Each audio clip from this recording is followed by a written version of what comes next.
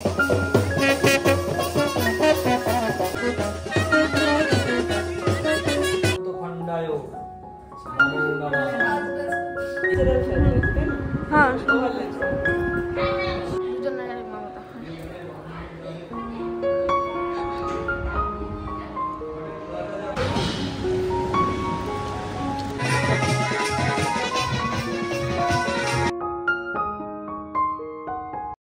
নমস্কার সবাইকে, স্বপ্নমধুর চ্যানেলের আরও একটা ব্লগে আপনাদের সবাইকে স্বাগত। আজকে হচ্ছে আমার ননদের বিয়ের দিন। বাঙালি নিয়ম অনুসারে সকালে যেহেতু গঙ্গার আমন্ত্রণ করতে হয়, সেটা আমরা নিজেদের বাড়ির কলের জলেই করেছি। যেহেতু বাড়ি থেকে পুকুরের দূরত্ব একটু দূরে আছে, আর তার মধ্যে অন্ধকারের মধ্যে সবাই একটু ভয় পাচ্ছিল, তাই সবার মত অনুসারে আমরা এখানেই আমন্ত্রণটা সেরে নিলাম। সংসার যেমন আলাদা আলাদা নিয়মে চলে, তেমন বিয়ের নিয়মকানুনও সবার আলাদা আলাদা। আমার ঠাম্মা শাশুড়ি তার শাশুড়িকে ঠিকঠাক নিয়মকানুনে অত দেখেনি, সে যেমন তার নিয়মকানুনে চলেছে। এখন যেহেতু 95 বছর বয়স, সে আর এখন নিয়মকানুন অত বলতে পারে না।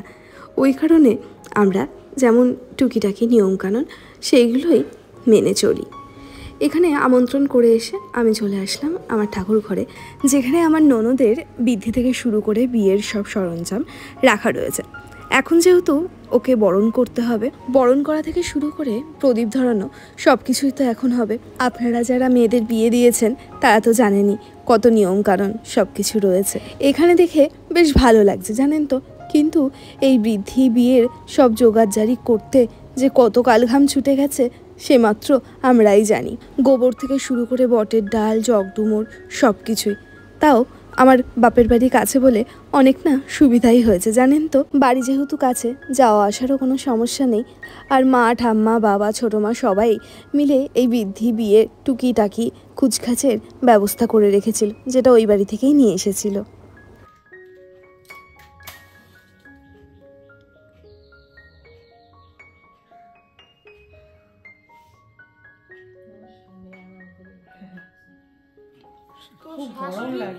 শাশুড়ি কিপ্টের মতো দিয়েছে।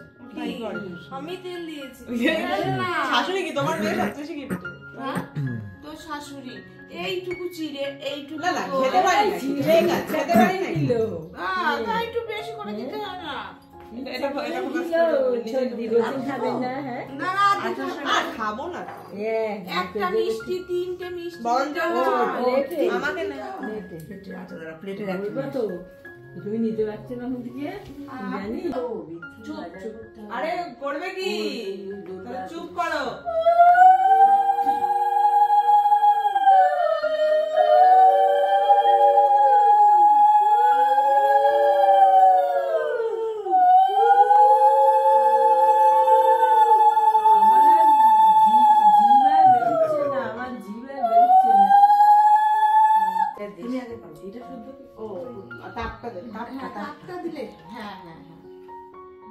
এটা আজকে সারাদিন রাত জ্বলবে।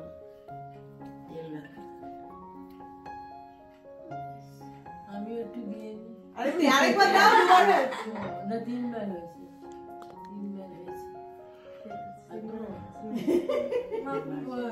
একটু গুগলকে দিয়ে দিই।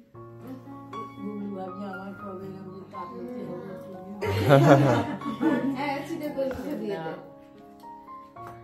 একসাথে বসেছে গুগলু। তোমার এই দেখবাই মানে অষ্টমঙ্গলে হতে না হতে তোমার ঠিক হয়ে যাবে।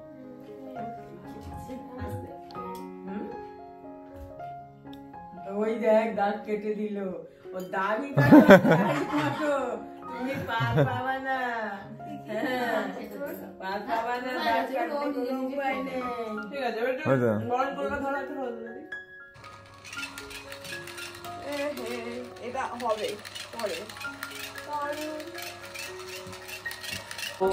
সকাল হতে না হতে বৃদ্ধির কার্যকলাপ শুরু হয়ে গেল। ভবন্ত অধিব্রবন্ত নম ঋদ্ধতাম নম ঋদ্ধতাম। ওরা বুঝবে, ওটা বের করতে হবে, ঢুকালে হবে না।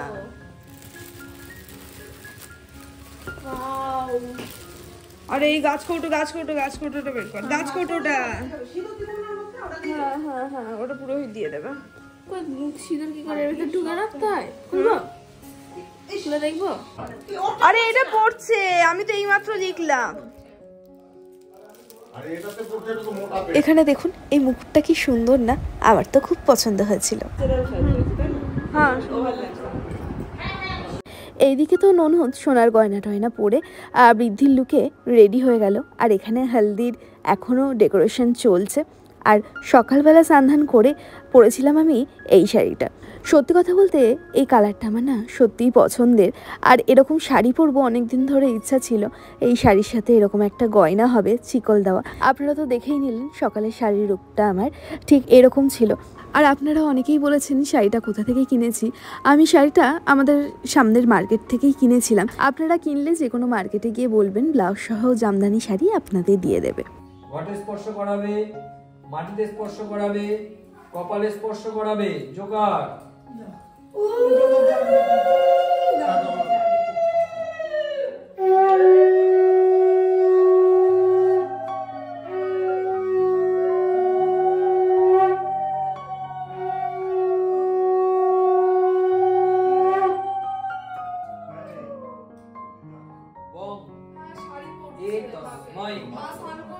অনয়া পর্বত খণ্ডায় নমো নমঃ। এতে ছেড়ে দাও। গন্ধে পুষ্পে এতস্মৈ অনয়া পর্বত খণ্ডায় নমো নমঃ।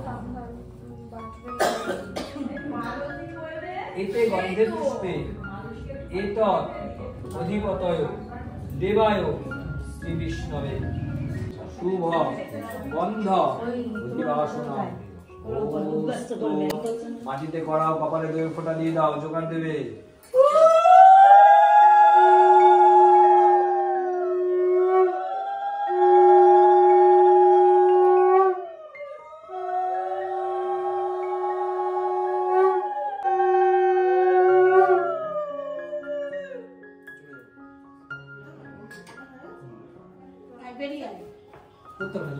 এখানে তো আপনাদের বৃদ্ধির লুকে আমার ননদকে দেখানো হয়নি। আসলে তাড়াহুড়ার মধ্যে কিছুই সম্ভব হয় না, জানেন তো। এখন যা বুঝলাম অনেক ভিডিও আছে, অনেক ক্লিপ রয়েছে যেগুলো একদমই নেওয়া হয়নি, যেটা বিয়ের ভিডিও দিলে আপনাদের সাথে অবশ্যই শেয়ার করব। আর এখানে আমি যেহেতু ননদকে আলতা পরিয়ে দিচ্ছিলাম, সেই সময় দেখি গায়ে হলুদের তত্ত্ব নিয়ে সবাই চলে এসেছে। তারপর তাড়াহুড়া করে চলে গেলাম তাদেরকে নিয়ে আসতে। গায়ে হলুদ যে এত তাড়াতাড়ি চলে আসবে আমরা ভাবতেও পারিনি। প্রায় 10টা সাড়ে 10টার তারও আগে, মানে তখনও আমাদের টিফিন খাওয়া হয়নি, তারও আগে চলে এসেছে গায়ে হলুদের তত্ত্ব।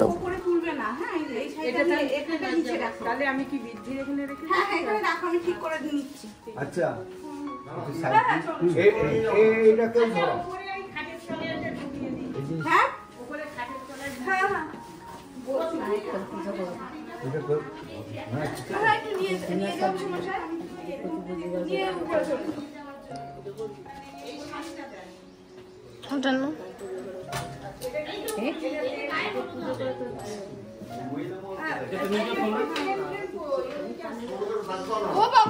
খাচ্ছে।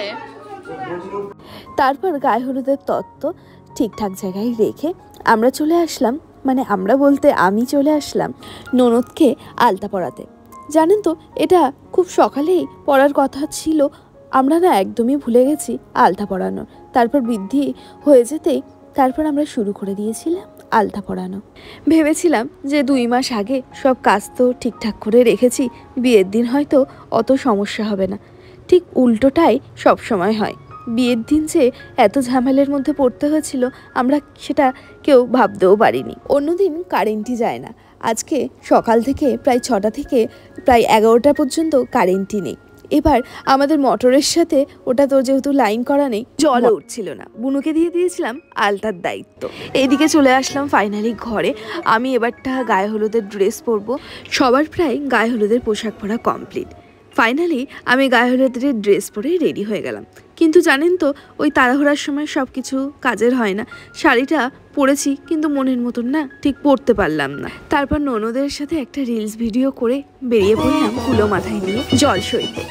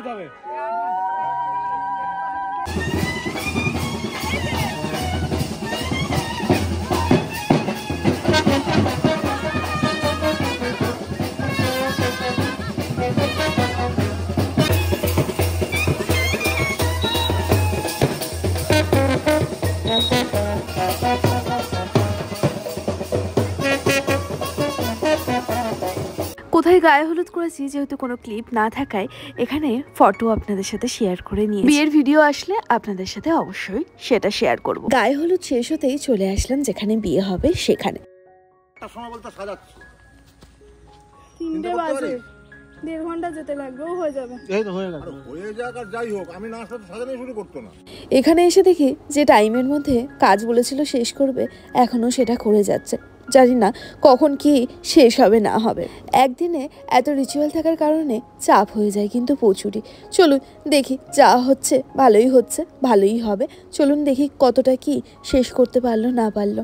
না, প্রায় হচ্ছে। এখন জানি না সন্ধ্যার মধ্যে অবশ্যই ওরা শেষ করেই দেবে। ওরা 2-3 দিন আগে থেকেই জানেন তো সাজাচ্ছে।